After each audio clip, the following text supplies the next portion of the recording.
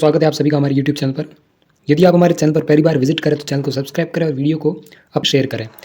और यदि आपको हमारी वीडियो अच्छा लगे तो वीडियो को लाइक ज़रूर करें। जैसा कि वर्धमान महावीर खुला विश्वविद्यालय यानी कि VMOU के जून 2022 के एग्जाम अभी चल रहे हैं और उन्हीं को लेकर हमने इंपॉर्टेंट प्रश्न की सीरीज अपने यूट्यूब चैनल पर चला रखी है। और उनमें से न केवल आपको प्रश्न देखने को मिलेंगे बल्कि सीधे सीधे प्रश्न जो है उनसे आपको सीधे के सीधे प्रश्न आपको देखने को मिलेंगे। ये सिर्फ मैं नहीं कह रहा हूँ, मैंने पिछले बहुत से वीडियो अपलोड किए जिसमें विद्यार्थियों के ये जो है रिव्यू कमेंट सेक्शन में आपको देखने को मिल सकते हैं। तो चलिए बिना देर करते आज का पेपर कोड है PS06 राजनीति विज्ञान का है। जिनका BA पार्ट 3 यानी कि BA फाइनल ईयर के स्टूडेंट हैं उनके लिए पेपर कोड PS06। उनके लिए मैं छोटे वाले कम से कम 30-40 के आसपास इंपॉर्टेंट सवाल बताने वाला हूँ और उसके पश्चात जो B पार्ट के हैं वो भी मैं आपको बताने वाला हूँ। तो चलिए बिना देरी करते हुए वीडियो की शुरुआत करते हैं। तो पहला है आदर्शवाद। तो आपको बताना है कि आदर्शवाद क्या होता है, इसकी परिभाषा आपको बतानी है।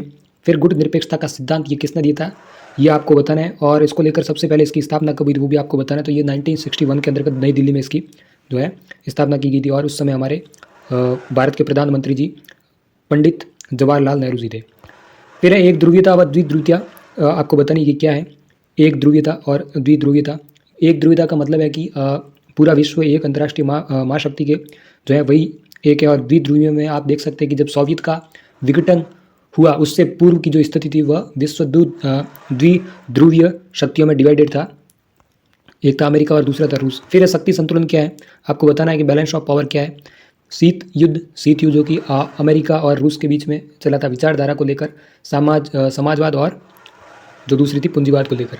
तनाव शैथिल्य क्या होता है आपको बताना है। पुरातन एवं नव शीत युद्ध के मध्य अंत। फिर है खाड़ी संकट। खाड़ी संकट का मतलब है कि खाड़ी युद्ध हुआ था उस समय की बात है। आज थोड़ा आवाज़ खराब होने की वजह से आपको आवाज़ स्पष्ट नहीं आ रही, उसके लिए मैं माफ़ी चाहूँगा। फिर है बहुध्रुवीय अंतर्राष्ट्रीय राजनीति घटना यानी कि क्या होती है घटना वो आपको बतानी है। यूरोप का एकीकरण उसको आपको डिफाइन करना है। पंचशील जो कि चाइना के साथ पंचशील समझौता हो गया था हमारा भारत का 1954 के आसपास।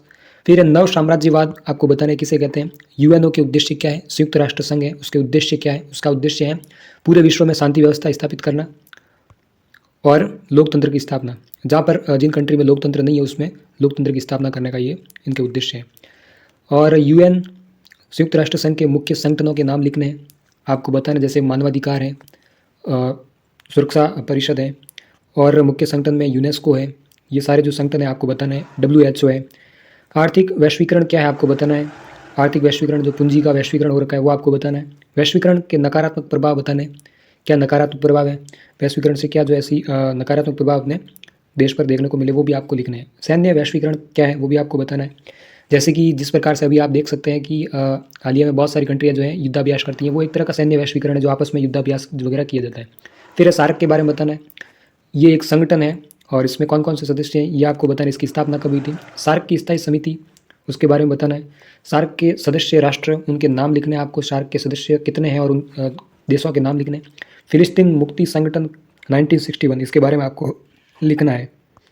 फिर है कैंप डेविड समझौता 1978। तेल कूटनीति क्या है। बेलफोर घोषणा 1965। इन सब के उत्तर कहाँ पे मिलेंगे ये भी मैं आपको बताने वाला हूँ। आपका सवाल यही रहता है कि सर प्रश्न बता दिए इनके उत्तर हमें कहाँ मिलेंगे, तो A पार्ट के सारे उत्तर कहाँ पे मिलेंगे वो भी मैं आपको बताने वाला हूँ। तो वीडियो को अंत तक देखना और अपने दोस्तों के साथ में शेयर करना मत भूलना। ईरान इराक संघर्ष में कोई 3 कारण। अंतर्राष्ट्रीय राजनीति के खाड़ी संकट का प्रभाव, खाड़ी संकट की प्रकृति और क्लासनोत्स एवं पेत्रेस्ट्रोइका ये क्या है। ये नीति थी जिस समय आर्थिक मंदी चल रही थी उस दौरान रूस द्वारा अपनाई गई थी और उस समय जो रूस के राष्ट्रपति थे उनका भी नाम आपको लिखना है। स्वतंत्र देशों का राष्ट्रकुल वो आपको बताना है कि स्वतंत्र देशों का जो राष्ट्रकुल है वो आपको लिखना है जो कि UK के द्वारा बनाया गया था।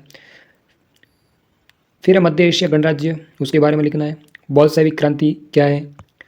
बेनिलक्स क्या है। ये देशों का संगठन है बेनिलक्स जिसमें बेल्जियम, नीदरलैंड, लग्जमबर्ग ये देश शामिल है। मार्शल योजना 1940 ऐसा कुछ आसपास है, आप देख लें। नाटो क्या है। अभी नाटो बहुत ही सुर्खियों में रहा था और अभी भी सुर्खियों में ही है। क्यों है। रूस जो है रूस यूक्रेन युद्ध के कारण ये बहुत ही सुर्खियों में है। फिर है मैस्ट्रिच संधि के बारे में बताना है किसके मध्य हुई थी और कब हुई थी।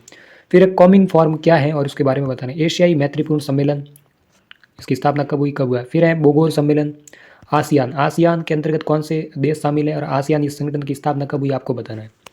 एशिया के महत्वपूर्ण संगठनों के नाम लिखने हैं आपको। यहाँ पर एशिया नहीं है, यहाँ पर आसियान है, सॉरी एशिया यहाँ पर। फिर अटैक ऑन इंडियन पार्लियामेंट यानी भारतीय संसद पर हमला जो हुआ था उसके बारे में लिखना है आपको। राज्य प्रायोजित आतंकवाद क्या होता है वो बताना है। हमास क्या है, हमास एक आतंकवादी संगठन है। हमला अटैक क्या होता है और जो है 26/11 का अटैक वो उसको बताना है। फिर साम्यवादी देशों के विघटन के 3 प्रमुख परिणाम बताने हैं। फिर ये 2 पुस्तकें हैं, इनके आपको लेखक के नाम लिखने हैं। ये आपको ए पार्ट के सारे उत्तर आपको गूगल पर सीधा सर्च करते ही मिल जाएगा। ये मैं इसलिए बता रहा हूँ, वैसे मैं उत्तर इनके साथ में दे देता, लेकिन समय की मांग और बहुत सारे स्टूडेंटों के लगातार मैसेजेस आ रहे हैं कि सर हमारा पेपर कब अपलोड करोगे, हमारे महत्वपूर्ण प्रश्न आप कब तक बताओगे। तो उसको लेकर बहुत सारे और भी स्टूडेंट हैं, उनका भी पेपर कोड जो है उनको ये बताने हैं। फिर है बी पार्ट मार्थ यथार्थवादी सिद्धांत, थर्ड वर्ल्ड वॉर की अवधारणा। फिर है उत्तर दक्षिण संवाद, नवशीतवाद, प्रादुर्भाव, तनाव शैथिल्य के कारण, गुट निरपेक्षता की प्रासंगिकता, 1990 के बाद क्षेत्रीय संगठनों की भूमिका, भारतीय विदेश नीति पर राष्ट्रीय आंदोलन के प्रभाव, आतंकवाद और यूएन उसके बारे में बताना है। सार्क के बारे में आपको बतानी है और सार्क में भारत की भूमिका क्या बताना है, उद्देश्य क्या है। सार्क मोस्ट है, इंपॉर्टेंट है, आपको पढ़ना है सार्क की स्थापना से लेकर उसके उद्देश्य, उसमें सदस्य देश वगैरह। तो ये थे प्रश्न। और यदि आपको हमारा वीडियो अच्छा लगा तो वीडियो को लाइक करें और वीडियो को अपने दोस्तों के साथ में शेयर करें, चैनल को सब्सक्राइब करें। धन्यवाद।